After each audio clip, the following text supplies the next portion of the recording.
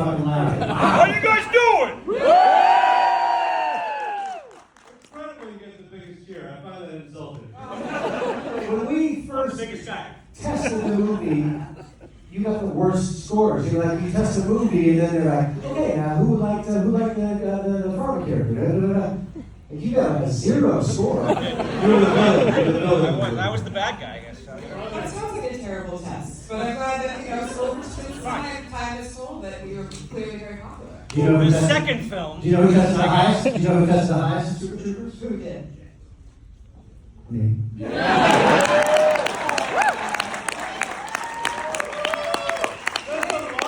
Oh, it's not lying. You know it's true. Today looks like you was ready to be like, that's not true. I really thought you were going to say it was me. Lucky tested the highest with the ladies.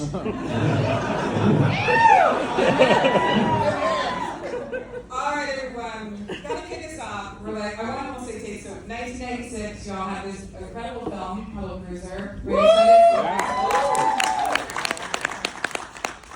This has a straight premiere, you worked together doing that, and now you're gonna make your second film. So take us back to that. Where did the beginning of Super Troopers start? Well, we were at Sundance with Puddle Cruiser, and there were a lot of almost vibes. And in fact, there was a company that offered us to release it on 500 screens, but they offered $0. And we were like, fuck off, we're going to do better than that. And we didn't. That was $0 in 1995. So Right.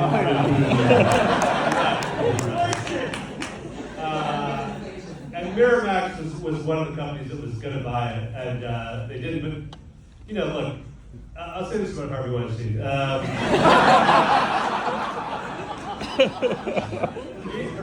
He's a rapist with a hell of a fucking good taste in film. I mean, if you've seen Tales with Mr. Ripley, it's all that. So he was like, I'm buying your next movie. And he said, and I said, great. So we met with this head of production, this guy Jack Lester, and he goes, what do you want to do? And I'm like, what should we do? And he goes, I don't care. He goes, you can make a movie about a cat in space for all we care. So I went back to meet with these guys, and he said make a movie about a cat in space. So we wrote an entire treatment out for a movie called Mickleberry Cat in Space. And we went and pitched it to him, and he goes, are you fucking around with me? And I'm like, yeah. And he goes, write a real movie. And we're like, okay. And then we were at a wedding in northern Vermont, and we saw these cops that had pulled over these teenagers. And it was a time of like fuck the police and NWA. And we were like, oh, that's kind of funny with these white teens are all tough in the car, but then when the cops come, they're kind of being all nice. Yeah. And so that'll be a fun dynamic for a movie. So we went back to New York and wrote a treatment for Super Troopers. And then they said, sure, great. Hell yeah. Yeah. What was the writing process like for that treatment? Yeah, exactly. What was the writing process like for y'all? It was like bringing together every story of just every dumb thing that, when we would go on the road, because when we were a live comedy act, and so we'd go to other colleges and you drive around the New England, and we were always crammed into Jay's car on a highway, stoned, and being like, can you imagine if you looked over there and there was a guy fucking a bear? And just the thing you laugh about and forget about. And then you're like, oh wait, like a highway patrol movie, you can just take all of these dumb things and make them a movie. Yeah. Well, by the way, and this is why you should never, if you're in the film business, why you should never pay attention to the studio. Because like the opening scene, we were like, well, this is the first time anybody's going to meet the highway patrolman. This is the only time the audience will experience what it's like to be pulled over by these guys and not know who they are. But when we met with the studio about it, they were like, this opening scene, you don't really know who to root for. And so we don't think you should do this opening scene. In fact, our idea that we're going to pitch you is that we meet the troopers as little children at the playground. and that's how you meet their personalities. Like the five of us are playing together as children. That was the studio's big idea for the opening scene of Super Troopers, which we politely declined on because we had our version. And then we brought the studio around to, or the script around to every studio in Hollywood after Miramax politely told us to fuck off. And every single studio president would say, like, we don't really understand this movie. You've got this, there's a scene here, this, where the characters are saying meow. And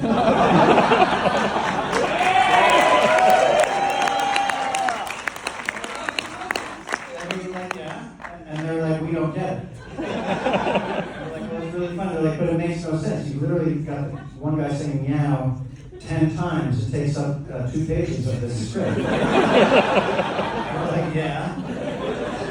And they're like, well, we don't think it's funny. We pass. And every studio passed on us. And this is why you don't pay attention to studios, because they don't know what they're fucking talking about. Except for Fox Searchlight. Kevin, anyone from you about kind of the writing process? Well, I think, just to keep going on the story, I think the funny thing was like, we didn't really know what the fuck we were doing. And Chandrasekhar and I would sit in the edit room and edit, not sure if we were making a good movie or not. And we never even had the opportunity to screen it for anyone. Like, I remember we literally went to like Technicolor New York, picked up the reels, the print, and brought it on the plane with us to Sundance. And then we screened it for the first time for an audience that night. And that's the first time an audience ever saw that opening scene. And it was a midnight screening and at Sundance, and it just kind of blew the roof off the joint. Like, everyone just fucking went crazy for it. And we didn't know how it was going to perform. Like, I think Jay thought that it was a bit of a bomb, and it ended up being much better than that. And I'll tell you this, here's something interesting.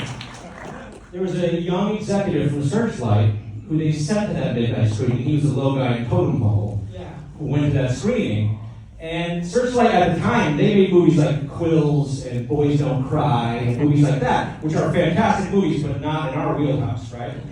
And so we had this kind of rated R crazy comedy in the midnight screening, and this executive was there, and he loved the movie so much, and he went back, and the next time he brought all the Searchlight executives, and they bought the movie. And that executive is here tonight. Yeah. His name is Josh Gaten. Where's Josh Gaten? Where's Josh Gaten?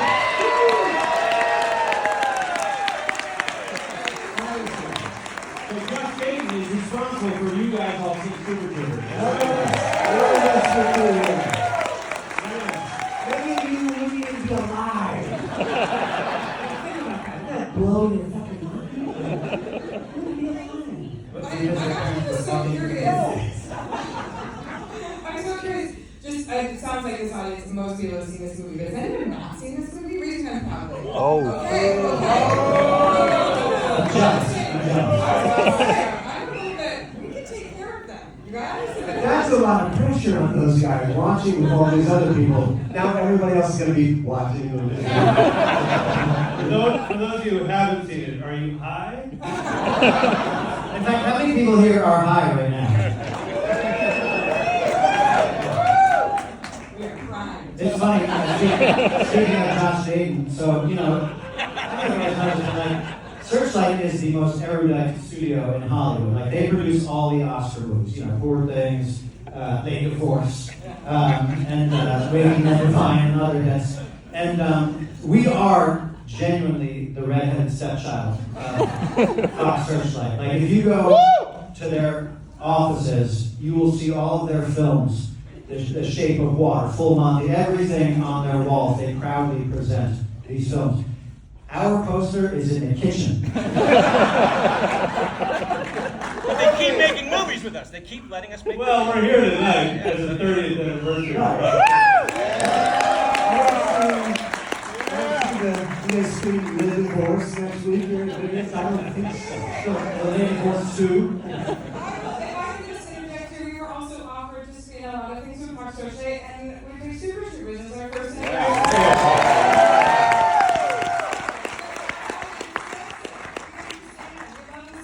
Like over 20 years later. Okay, so I've got to ask, you guys have clearly worked together, you had your, the team Broken Lizard, and then you decide you have to cast the rest of this film.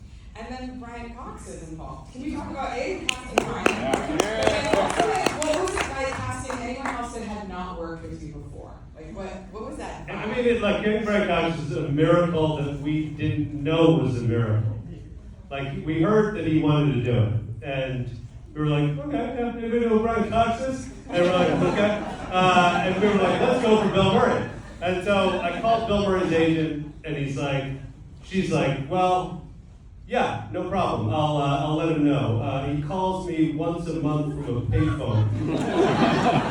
And if I'm not at my desk, I'm not going to talk to him until next month. So if you want to wait a couple months, then sure, no problem. And by the way, when he gets it, he's going to say no. And I'm like, let's move on. And we eventually got Brian Cox, and he shows up, and he's a real actor. He goes, I played King Lear in St. Petersburg.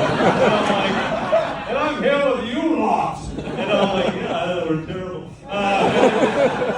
It was a way for us to learn how to act, and honestly, hanging out with him. I mean, he was kind of taught us to be, pretty good. Well, we subjected him to some bullshit he would not put up with now. After Succession, he wouldn't put up with it. Like that one night, this scene at the end of the movie where it's the ride of terror, overnight, and they're going through the Dindisburger and they're trashing the front lawn. We shot most of that in one night, overnight. And I remember Coxie was like, oh, just tell me where my trailer is. And we're like, no, we don't have trailers. You can rest in the back of that van over there if you want to. And we got out there all night long. And he was in that car driving around with these guys. And these guys were laughing and, just having a good time. Like, oh, I fucked your mom, and I fucked your mom, jokes. I fucked your mom. Yeah. There were fart jokes. Fart jokes. And at one point, these guys just looked over at Brian, and he was leaning against the window in the backseat of the car, and he was like, whatever happened to Kraft? and that was the moment where we're like, holy shit, I feel bad for that guy, he's a professional. But he was great. I mean, he went fucking crazy that night, trashing Graves from lawn. He's having a fucking heart attack. It was great. I love that knowing that 20-year-olds, by the way, that watch Succession are going to find your movie for Brian. I come to him and I didn't know about this, and Brian Cox and make that connection, and then he's in this. So he's remarkable. They're remarkable in it. For those of you that haven't He's seen it, fantastic. you're gonna Yeah. see. But anyone else, the rest of the cast that maybe you hadn't worked with before, what was that process like? Bringing in again, just get them used to your rapport, maybe. I feel like a lot were people our family and shit, friends and stuff. My parents were the chicken fuckers. You'll see them, right? There's people called chicken fucker, and we use people's friends as parents, right? That's the way you had to do it back then, Well, your parents have been in pretty much every Broken Misery movie. Yeah. And your mom's a great actress, and your dad is a fucking terrible actor. Watch the chicken fucker scene. Watch how bad his father is. I'm so curious how your father tested, but we'll see. Well, the thing about my dad is that he's a judge. He was a judge for 32 years in my hometown, and a very respectable guy. And now I'll go out to dinner with him, and people walk up to him and go, "Hey, chicken fucker!" And he's like, I was a judge. Now he's a chicken fucker. Goddamn brewery! What is it like to look back on this film 23 years later?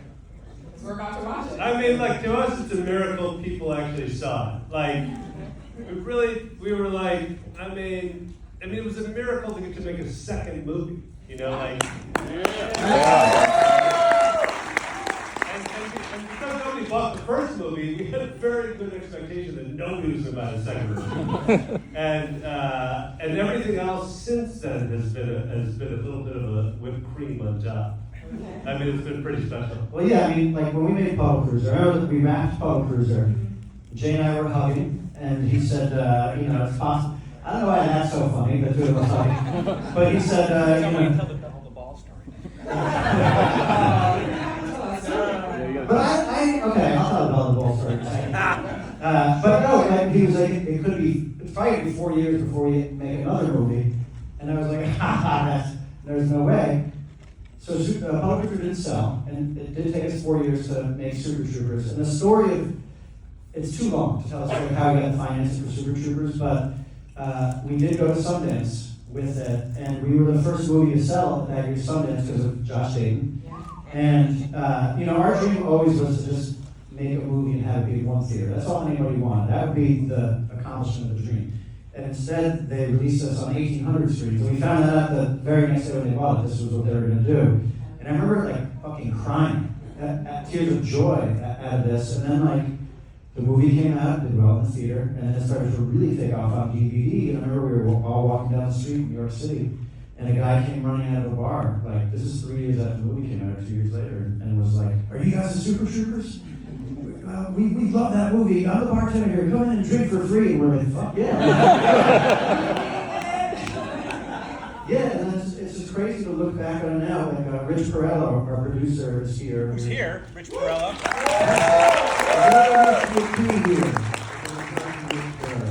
But we look back on those days. We were reminiscing today. We were when we had Super Troopers, we were jammed into a motel.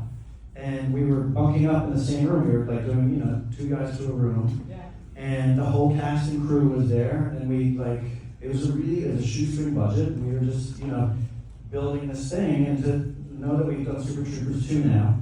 And just so you know, Super Troopers 3 is in the works. Yeah. You may be asking for money. Right, Shelby? But it's cool to look back and see this was the beginning of the whole journey. And what I was going to say is a part of the journey you were just mentioning, this was a DVD, passed around. This it really feels connected to our video store, right? Your film became something that I was handed this DVD, you have to fucking watch this movie, and then you got your friends together. So it is also really beautiful that we get to see this in a theater and really all laugh together because we were in for a wild ride. I do want to actually open this up. We have time for a couple of questions. Seeing that hopefully get some very quick right here. And please, questions only. I'm going to say that. Yes. So, quick question. You guys did a beer fest. Yeah. You guys did a little teaser at the end. No. You guys ever going to do a pot fest? Right, that's a question a lot of people ask, right? If they're ever going to do a pot fest. At the end of Beer Fest, there's a joke. We met Willie Nelson. He brought us into Pot Fest, and we said, "Coming soon, Pot Fest." And it was a joke. It was a joke. We didn't mean it. And then all of a sudden, Jay starts getting all these phone calls, right? And it's like Cheech and Chong and Woody Harrelson and Snoop Dogg. Yo, we doing Pot Fest? And so it's been talked about for a long time, and we've written the different versions of it, and I've always thought, but now the history of weed has changed so much. It's legal now, you guys. I don't know if you know that. But, so we wrote this whole underground weed script. It's all bullshit now because history has changed, right? But at some point, right? I mean, Pot Fest. Well, yes. We'd like to do Pot Fest. I'll be really frank with you. Theatrical comedy is a little bit on the ropes. So we kind of got to go to Super Troopers 3 and then we can make Pot Fest. That's literally the truth. That's literally the truth. Yes, there's a question right here. Yeah. Called Dread 2? Yeah. Well, we all died at the end of that movie. Except for me, man. I lived. Everybody wants to see a movie by Dean Dead. It's going to be all on me, guys. About that too. Are there other answer questions? Zombies. Yeah. Oh, go back to zombies. Good call. We can all come back to zombies. Okay. Good. Who else? Anybody else? There's right there. came up with Liter of Cola? Well, in college, we had a Burger King in town, and we used to get hammered, and at around noon on Saturday, we'd roll through that Burger King drive-thru, and I would try to order, I'd order a chicken sandwich and a large Coke. And the manager of that particular Burger King was Canadian. And he's like, "We don't have large Coke, we have a liter of Cola." And I'm like, and I would sit there at the thing and be like, "Listen, pal, this is America. I'll have a large Coke because we don't have that." And eventually he made me buckle down every Saturday and go, "Oh, a fucking liter of Cola." And then when we wrote this, I'm like, "Let's get this bastard back."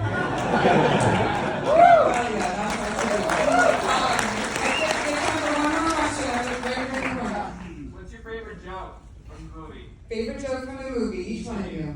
In Super Troopers? In Super Troopers. Okay. I like the shenanigans show. I don't think it's the first one I'm looking at.